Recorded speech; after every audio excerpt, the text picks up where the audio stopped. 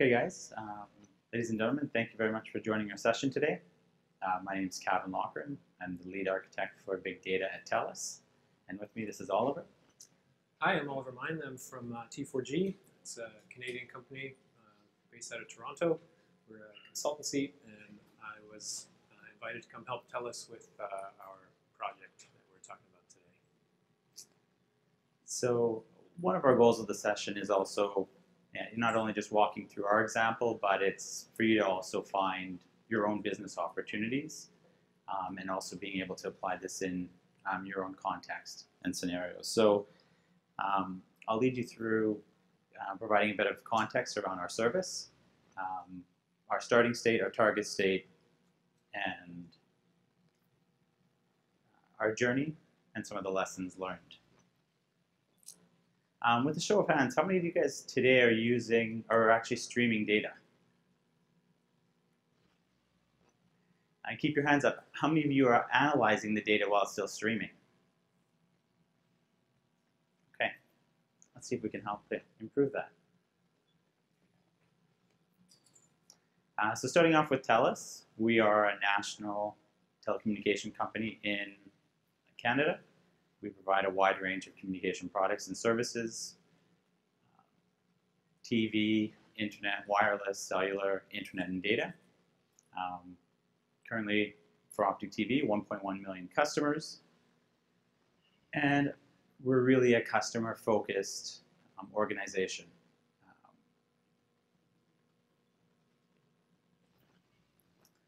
So to describe just at a high level what our IPTV service, or what an IPTV service looks like in general, starting on the far left is really where the service is created, NBC, CBS, and then it flows through encoding, digital rights management, then through the network, IP core, internet, or CDNs, to your neighborhood, typically a fiber or copper-based network, to your gateway, to your set-top box, and finally to your TV.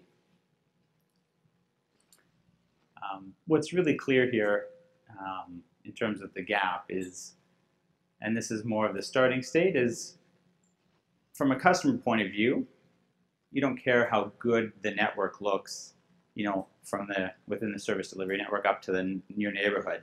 The only thing that matters as a customer is the quality of the viewing experience on the TV. And so this is our last device before going to your TV. This is our 4K set-top box. This provides all the quality insights, metrics, into your viewing experience. So where did we start? Well, we started with these boxes providing context in terms of data reports every 12 hours, twice a day, batch loaded. And with that, incredible insights awaited us. You layer this on with other network data, and you can actually see things that we couldn't see before. One such example of a proactive type of activity we've done, typical home maybe has 3 set-top boxes, one in your living room, one downstairs, and one in your master bedroom. Well, you layer those data pieces together, and you look at packet loss as an example. You can actually see that, let's say your master set-top box is showing a ton of packet loss. Well, we compare that with all the other network data and the other set-top boxes, and we realize this is an in-home wiring problem. So we contact the customer proactively and go and resolve that issue.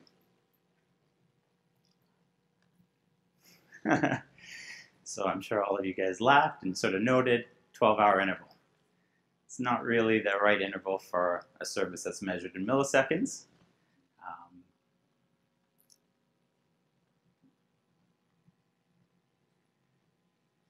So yeah, I was just going to sort of joke about something, but I think you guys all really well understand this. But in terms of everything here, this is again where I just want to turn it back to the audience. Even though this is our situation, I'm sure that you guys probably can think about situations where if you had more granular data, you would definitely be able to take better actions and insights. We all have an insatiable need for getting deeper analysis and deeper insights faster to to basically provide better actions and outcomes. So this is our target state. Obviously, being able to identify and take actions even in a predictive and proactive way to prevent any degree of service degrading or failing. So how do we need to do that? Well, first of all, we definitely need to increase our polling or our collection, but that alone is not enough. You also need to stream the analytics. In our case, we're using machine learning as well to monitor each set-top box and take immediate action. Thank you. So what I want to illustrate here is really the change is clearly from where we were starting. We need to bring the service video monitoring right to every set-top box. With nothing further to do, I'll hand it over to Oliver to talk through the journey and some of our lessons learned. Thanks, Kevin. So we have a nice starting state. Well, not great starting state. It involves SCP and PIG. It's not awesome, but it was getting the job done. And we have a very nice looking end state. And so for people like me, that's sort of what gets us out of bed in the morning, right? Some kind of cool problem to solve. And if we were a Silicon Valley startup, we could just smash together the very latest and greatest of everything and get the job done in a couple weeks and go home happy. But this isn't the Silicon Valley startup track. This is the enterprise track. And with that come constraints. Some of those constraints are an enterprise-wide data lake, something I'm sure you're all familiar with. We can't just stand up whatever we feel like. That is used by many different groups within the organization. So we have multiple tenants, different lines of business, lots of stuff that is not allowed to go down. And because of that, we can't just willy-nilly upgrade things. So we are on HTTP 2.4. I'm sure you're all familiar with HTTP. That's the Hadoop platform from Hortonworks. Notably, within HTTP 2.4, you get Spark 1.6 and Kafka 0.9. Those are going to become relevant in just a minute. We're on HDF 2.1, so that's the Hortonworks DataFlow product, featuring the latest and greatest in NiFi. But we started this project, well, a little while ago. In that time, there have been 4 full releases of Apache NiFi. So it's hard to stay up to date, even when you can actually control some part of this system. So we were running our own HDF, so we had that freedom. But even if I had made these slides, the day before yesterday, I would already be out of date. I'm sure it's no surprise to any of you that this landscape moves very quickly. But even HDF 2.1 is now out of date because HDF 3.0 was released yesterday. And better than that, HDF 3.0 ships with NiFi 1.2 with all the patches that give you the 1.3 goodness, which actually makes a fantastic difference to this whole story. And we're going to go home after the conference having learned all kinds of cool things and make some changes. But anyway, we're going to tell you the story from the perspective of the problem that we solved, which is HTTP 2.4, HDF 2.1. So that's NiFi 1.1. And encryption and Kerberos in and out of the data lake. This is, of course, I'm sure not a surprise to any of you. But one little line holds so much pain, right? I mean, seriously. Well, you're going to hear more about my pain. I hope you come out of it with fewer scars than I have. And one other constraint is that not one tutorial on the web cares about security. I'm being a little bit, glib, but with the exception actually of the NiFi group, they deserve a shout out. They're a very welcoming community, and they have a few guys in the committers that make great blog posts. So I encourage you strongly to look up those blog posts.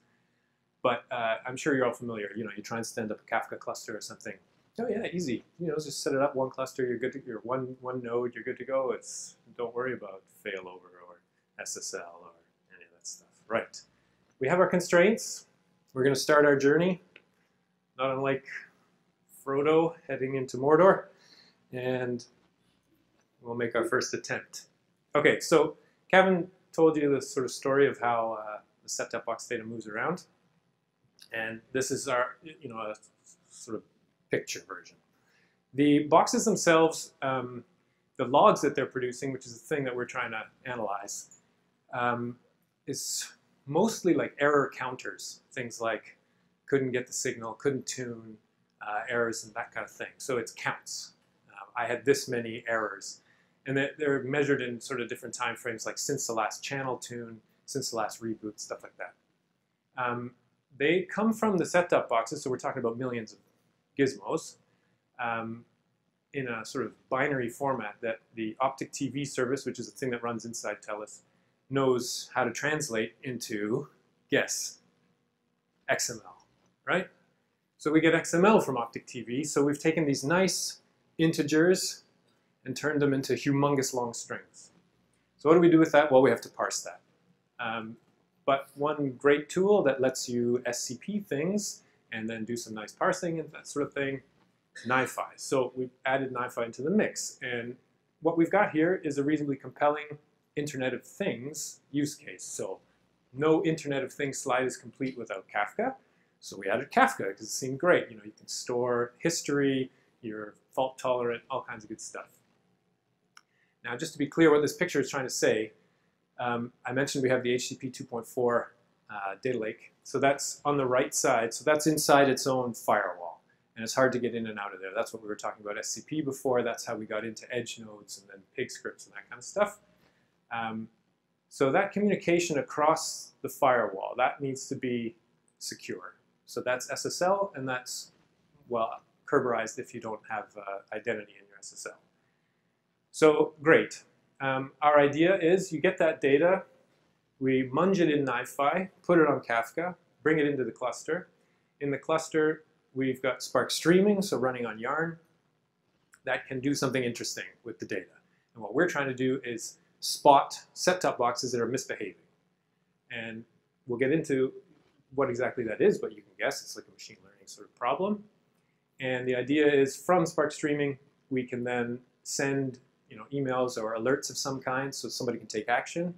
And also write it to HDFS, so Hive, so that we can look at it again later and people can come back for context after they got the email saying something's going wrong.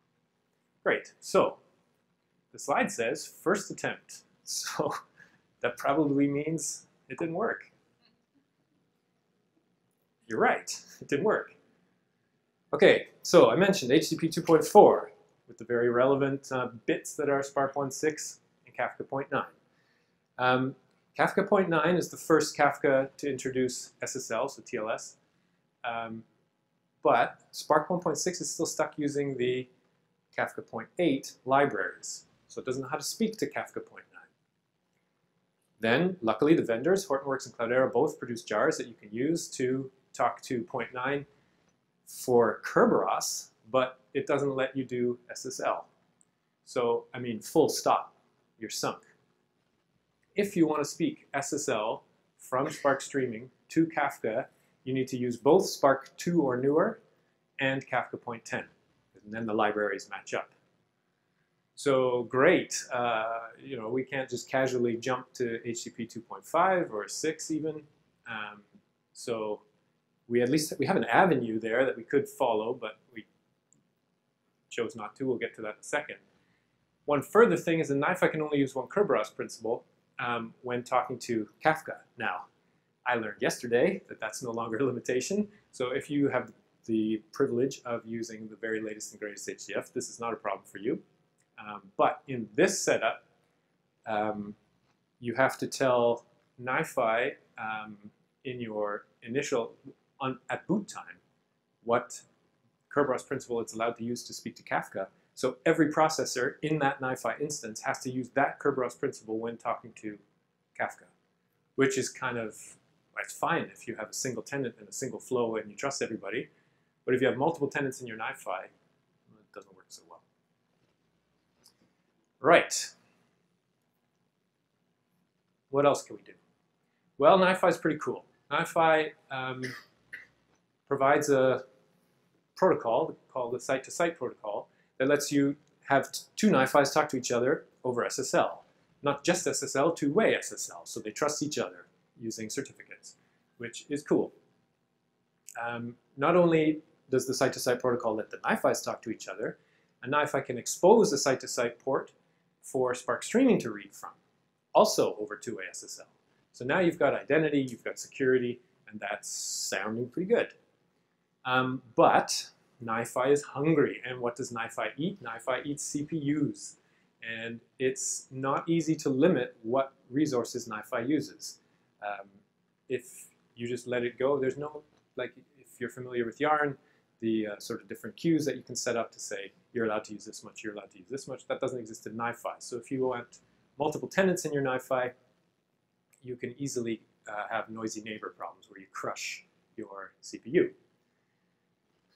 Again, the latest, greatest NiFi has, I just learned yesterday, very cool Docker support. And that is one way that you could get around this. But in our story, we couldn't. But we thought we'd give it a shot anyway. So second attempt, NiFi site to site. What we did is, so we have our data lake. We stood up, so within that network, not on the same machines, but within that network, we set up a NiFi cluster that we call our internal NiFi. And the idea is there are going to be multiple tenants there that are going to receive data from outside. And to try and limit this problem of crushing CPUs, we've sort of made just a rule that says if you're on there, you have to do very lightweight work. Things like, just write it to HDFS, expose it to Spark streaming, that kind of thing. And then the NiFis on the outside have to do the heavy lifting, which is things like parsing XML and splitting files and that kind of stuff. And in that way, so far, it's working for us. I'm giving away the ending. So far, it's working for us, our final architecture. We have the XML. It gets munged by that first NiFi. What we've done is we take the XML, we parse it, but rather than just create more noise, we've turned those into Avro objects. And that's a nicely packed format and gets you schema and all kinds of cool stuff. And because, like I mentioned, these are integers, these counts that we get from the boxes. That's small, a small amount of data relative to all the sort of cruft that XML brings. By going to Avro from the XML, we get a 50 times reduction in the amount of data that we're transmitting across the wire, which is fabulous. So, oh, yes?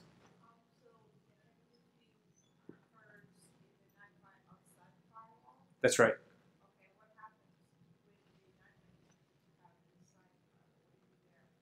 Okay, so I'll just repeat the question. What do we do with the NiFi inside if the heavy lifting is done by the NiFi outside? The inside NiFi is exposing the data that's come in over the site-to-site protocol to the Spark streaming job, as well as writing it to HDFS as ORC files. And that way we can stick a Hive table on top and then ad hoc querying at our leisure, as well as more sort of context for the alerts that the Spark streaming job then sends. Another question at the front? It's roughly a replacement for Kafka, yes. Well, we can get into the pros and cons of that maybe in questions after. But one of the big cons is we couldn't speak SSL to our Kafka, so it's kind of a non-starter. Great. So I've mentioned the Spark streaming side a little bit, but now I'll just maybe get into it a little bit, what we're doing there. So the problem we're trying to solve is we have these set-top boxes and we want to see if any of them are misbehaving. And misbehaving is an anomaly, right? So an anomalous reading from the box. So this has got a huge corpus of knowledge that I'm only an initiate in. What we did, now this data hadn't been used in this way before. So the logs hadn't been used to sort of predict what boxes were failing. So we didn't have labels, and we didn't have any real way of generating those labels. And the data scientists among you will say, well, then you're sunk because you've got sort of useless data. But there is a place we can start, which is in an unsupervised classifier. So and SparkML, I mean, its sort of first claim to fame is probably how easy it makes k-means. And so k-means, for those that don't know, just the 30-second version, it's a classification system, so you can tell it, I want this many groups, so by number k, so instead of n, it's just k. And for those numbers of groups, try and figure out what the centers of those groups should be, and then clump data around those centers. And if you get to a point where there's not too much error between the distance from one of your data points to the center, then you figure it that's reasonably stable, and you can say your data is organized into these number of groups. And then later on, you can use that model and say, okay, I've got a new log coming in. What group does this belong to? Does this belong to the everything's fine group, or does it belong to the something's wrong group? So that's where we started. Now, this is the sort of most famous kind of picture when you start talking about k-means. And what this is showing is, sorry for the y-axis, but what it's showing is the decrease in error as the number of clusters, so that's k increases along the x-axis. And that elbow is where you get your diminishing returns on more increasing your number of clusters. And that's supposed to give you some insight. So you get to that elbow and you say, okay, well, now I understand my data, it's all good. But you see our elbow there is at like 18 or 20 or something like that. So how many different ways can a set-top box fail? Does 20 make sense? 20 didn't make sense to me. I mean, I had to talk to my boss, but 20 doesn't make sense. So I had to look at the centers. What do these clusters mean? And sure enough, think of the actual 18 when I ran it with 18, 15 were centered around zeros. So I had 0, 0.1, 0.2, negative 0.1, which makes no sense because you can't have a negative counter. So what it was doing, it was trying to optimize for this vast number of set-top boxes where everything is working perfectly fine, with just tiny, tiny variants, and then a few that were showing a signal of like, this is wrong, this is also wrong. So I talked to my boss and I said, this doesn't really make sense. I want to run with 3. These are all the good ones. This is kind of wrong, and this one's kind of wrong. And I said, go for it. So I went for it. Then I had to look at the centers. I said, what do these centers mean, Cavan? Cavan, what did you say? What did we decide? So there's just a very high population of very, very good, and we found 2 other clusters, one specifically more to broadcast, and then another one to sort of unicast streams. So one's more like a video on demand related errors, and one's more related to broadcast. Which is just fantastic, right? It's like me with my limited intuition into how these kind of things work. It's like, doesn't seem right. And then we have a real kind of type of error. This flavor of error, that flavor of error. Great, we can go investigate. So, it was not without pain. And so I can share some of the lessons that we learned, which is probably the reason that you're here. Lesson number 1, use Java 8 everywhere. No excuses. Of course, you work in the enterprise, you have lots of excuses. All your developers will say, yes, thank you, if you move away from Java 7. There's lots of fun to be had when you're trying to have Java 7 talk to Java 8 over SSL. Latest NiFi since 1.0 is compiled on Java 8, which means if your Yarn job is running on Java 7, which we were, and you try to load the NiFi libraries, for instance, if you have a Spark streaming job that's trying to talk to NiFi, it'll break, won't work. So then you have to start all kinds of terrible things like using the 0.7.2 Java 7 libraries from NiFi, which is a slightly different API. So you jump through all kinds of hoops. And even then, once you've got that working, then the SSL bits don't work right because they can't agree on a cipher suite. And then debugging that stuff is also super fun. And when I say fun, I mean not fun at all, right? Anyway. Then when we get to Spark, I mean, in HTTP 2.5, Spark 2 is officially supported. You have to do your own install, but it's not that big a deal. And it's basically the same process in HTTP 2.4, except not officially supported.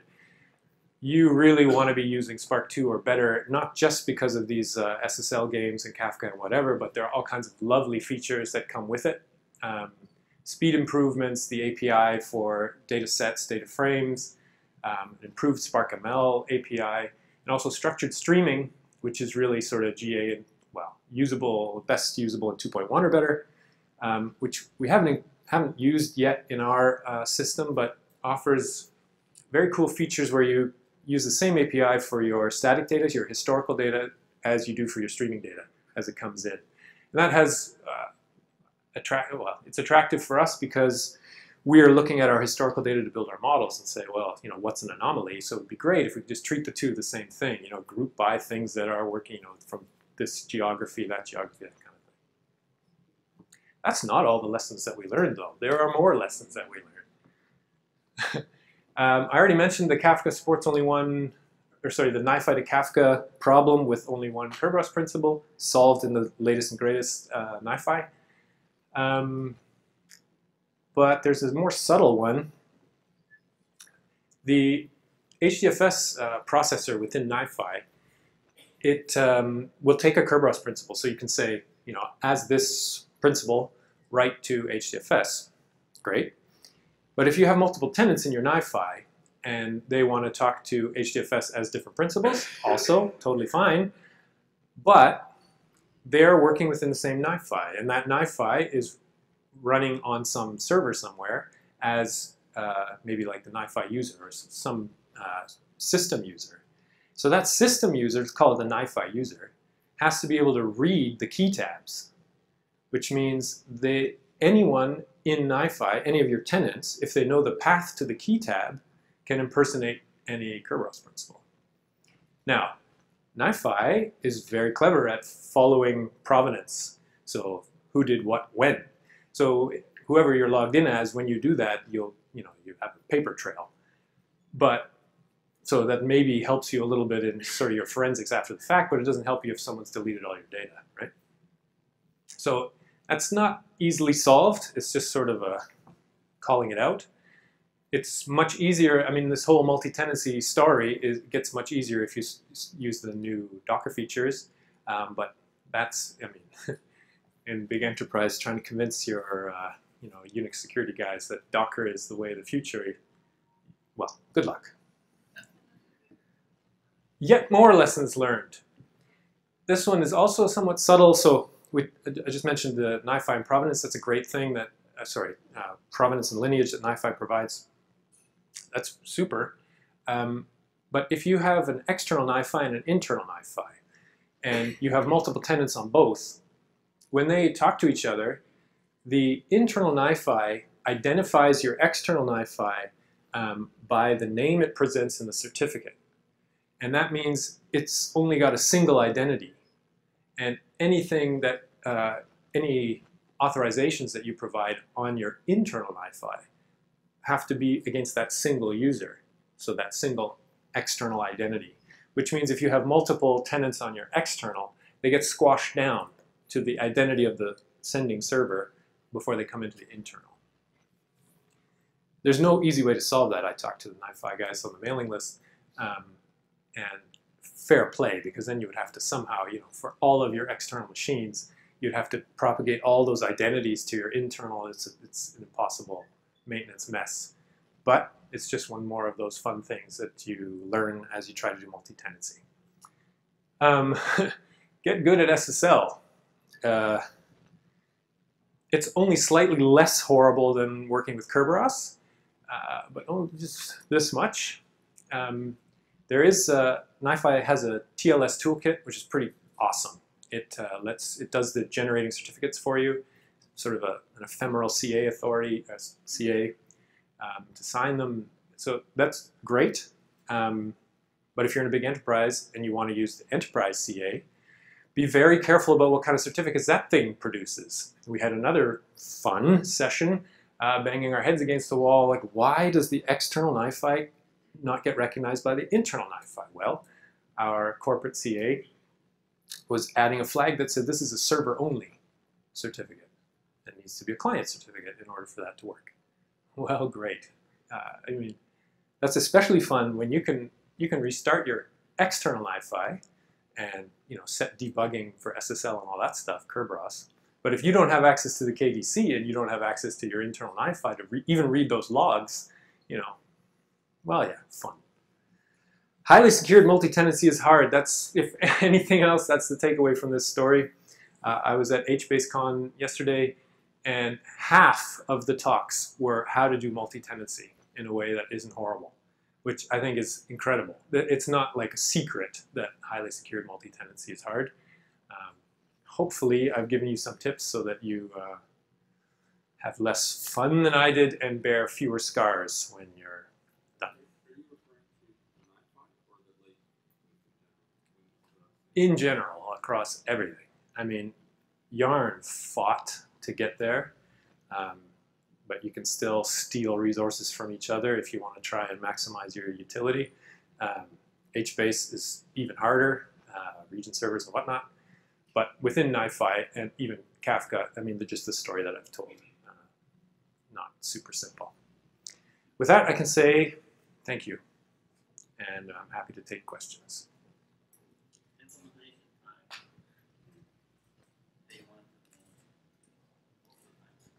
How long have we been at it, Cavan?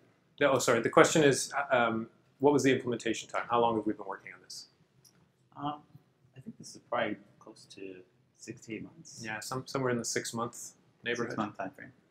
That includes, you know, submitting the request, the change request for the firewall, and all that stuff. Yeah. Corporate changes. Another question up here. Yep. Yep.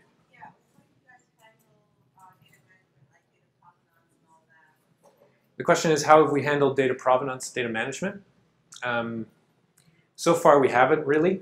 I mean, we have the history through NiFi, and I mean, that's one point about the NiFi versus Kafka story.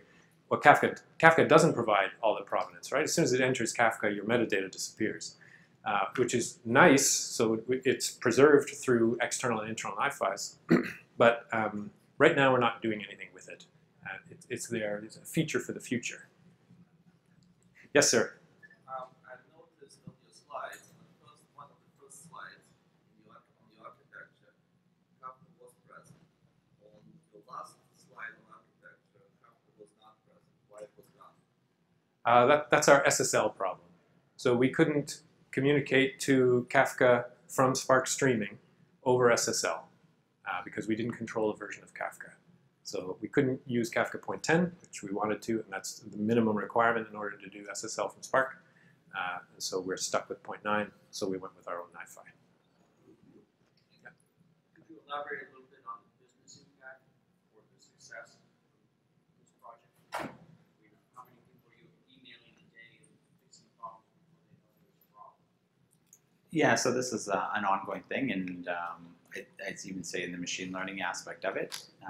So we've been taking a ton of proactive actions.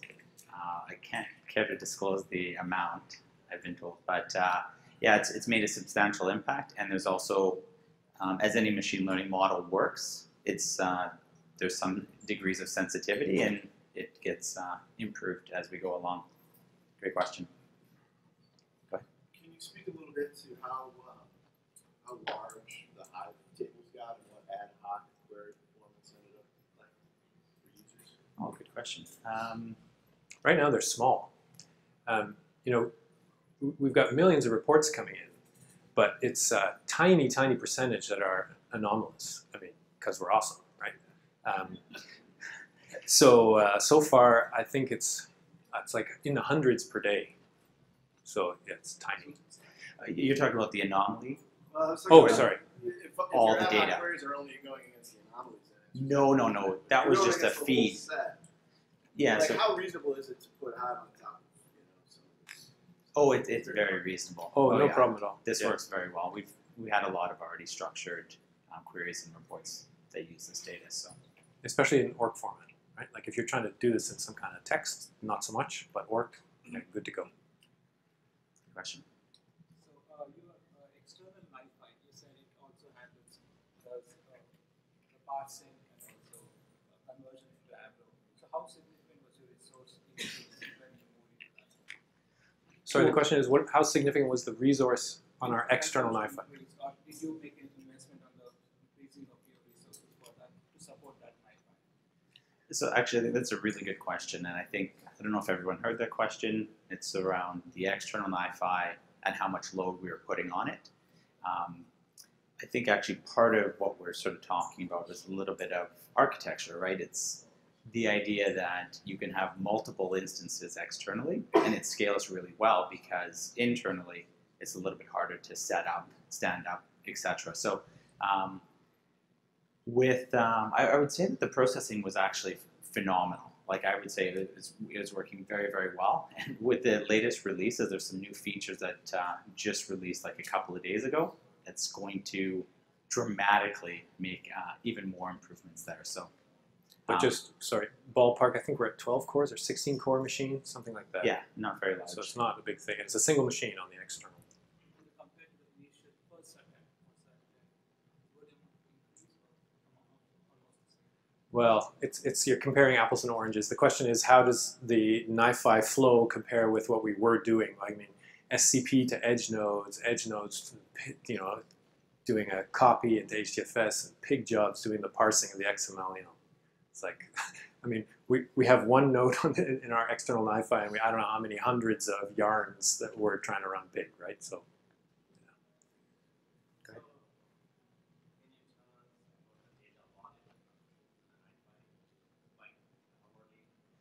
Yeah, I think a good number. I think it was in the neighborhood of 1.5 gigs an hour.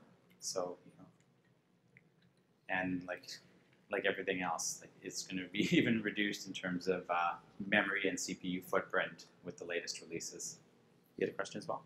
So this encryption we have confidential restricted data. So what pushed you guys to go that far into the security aspects? This is more diagnostic data. So is it more corporate, or is there a specific data element that forces you to bump with security? It's enterprise-wide, yeah. We treat just about all of our data, and it's also for further enriching as well. So yeah, you're absolutely right. If you look at it alone, it is just look like diagnostic data, but we treat a lot of our data more securely. Go ahead. Just a quick question. In your diagram, you had smart stream on the right hand side. Yeah. The diagram. I was wondering what the decision was for that versus regular smart trade-offs in that decision. Okay, the question is why Spark streaming instead of sort of Spark batch? Like, so first off, I hate cron. And cron jobs that were doing SCP and bash scripts, and oh my god, the bash scripts. But I'm being a little bit glib again. This is, so the set-top boxes drop their reports, not quite at random, but on their own sort of frequency. So when we have millions, it depends on when their restart was. So it's effectively a real-time stream.